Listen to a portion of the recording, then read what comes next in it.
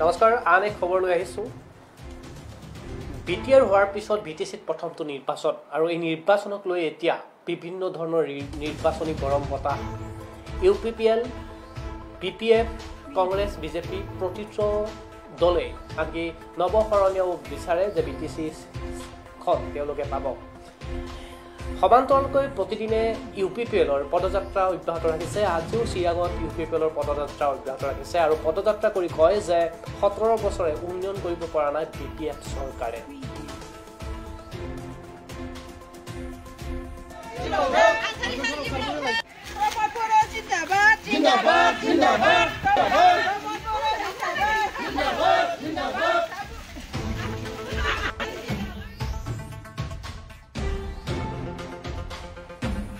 চিৰাঙত ইউপিপিএল দলৰ পদযাত্ৰা 17 বছৰে বিপিএফ দলে একো কামকে কৰা নাই বুলি অভিযোগ কৰে ইউপিপিএল দলৰ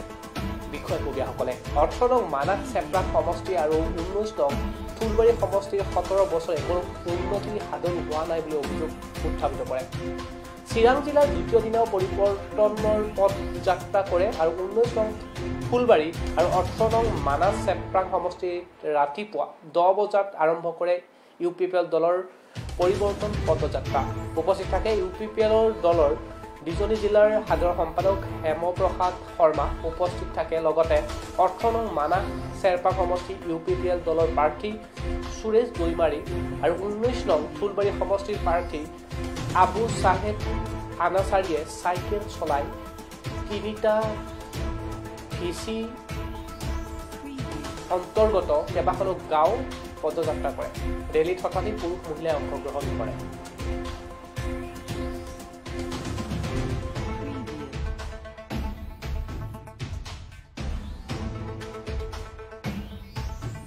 আজি চাওক আমি এই যে পেডেল যাত্ৰা যি আৰম্ভ কৰিছোঁ আজি এই পদযাত্ৰাৰ জৰিয়তে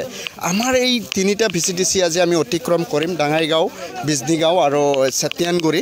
এই অঞ্চলৰ বিভিন্ন ৰাস্তা ঘাট যিবিলাক দুৰ্গম এৰিয়া আছে সেইবিলাক আমি নথিভুক্ত কৰিম এইবিলাক আমাৰ চৰকাৰ অহাৰ লগে লগে প্ৰথমে অগ্ৰাধিকাৰ দিম আৰু এই অঞ্চলৰ যিসকল বয়োজ্যেষ্ঠ ব্যক্তিসকল আছে তেখেতসকলৰ পৰা আমি আশীৰ্বাদ বিচাৰিম আৰু তেখেতসকলৰ সাজেশ্যন আমি গ্ৰহণ কৰাৰ কাৰণে চেষ্টা কৰিম তেখেতসকলে কি ধৰণে আমাৰ সাজেষ্ট কৰে নিশ্চয় আমি তেনে আমাৰ দলে তেনেকৈ চলাৰ কাৰণে আমি আগবাঢ়ি যাম এটোৰ মেইন উদ্দেশ্যই হল আজি এইখিনি আৰু তাৰ পিছত এটা কথা চাওক আজি আমি এই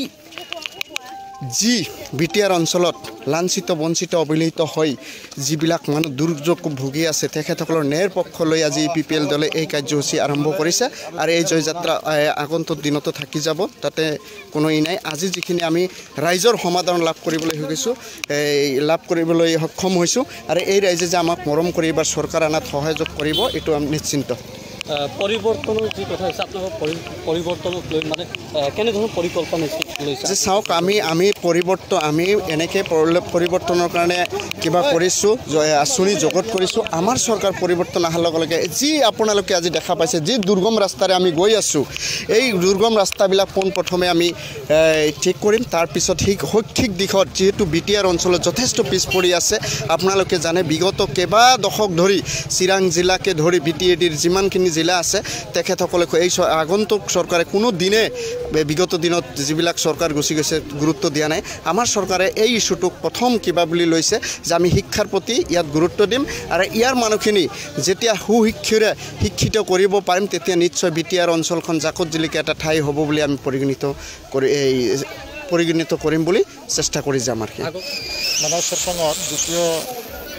পৰ্যায়ৰ আমি বাইক ৰেলী কৰিছোঁ বড়বাজাৰৰ পৰা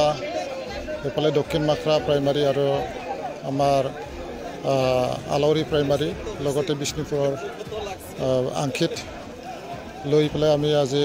দ্বিতীয় পৰ্যায়ৰ প্ৰগ্ৰামটো কৰি আছোঁ এতিয়া আমাৰ আজিৰ পৰা হয়তো মানে আমাৰ পদযাত্ৰা যিটো প্ৰগ্ৰাম সেইটো শেষ হ'ব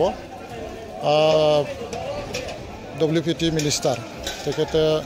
বিটিআৰ চুক্তিটো ভিলেলিজ কৰাটো কোনো যুক্তি নাই কাৰণ আমি দেখিছোঁ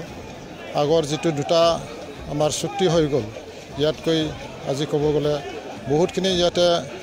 জনসাধাৰণৰ কাৰণে সব জাতি গোষ্ঠীৰ কাৰণে ইয়াতে দফা সন্নিৱিষ্ট কৰা হৈছে এই হিচাপে চন্দন ব্ৰহ্মে হয়তো ৰাজনীতিৰ কাৰণে এইটো হ'ব পাৰে কিন্তু এইটো আগৰ যিটো দুটা চুক্তি আছিলে ইয়াতকৈ বহুতখিনি ইয়াতে আমাৰ দফাত সুবিধাটো সন্মিলিত হৈছে বুলি আমি ভাবোঁ এইটোতো ধৰ্মৰ অপৰাধ বুলি ক'ব লাগিব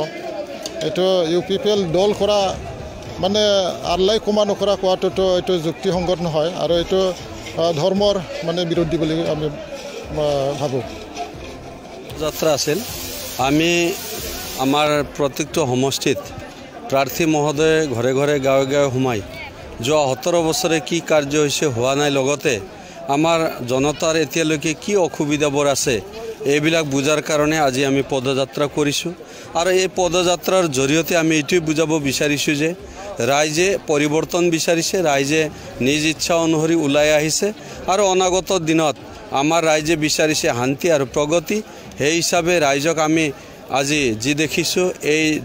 জনসাধাৰণৰ যিটো উল্লাস এই উল্লাসে পৰিৱৰ্তন সূচাইছে অনাগত দিনত যে প্ৰমোদ বৰদেৱৰ নেতৃত্বত UPPLৰ চৰকাৰ হ'ব এইটো নিশ্চিত যে আজি চাওক আমি এই যে পেডেল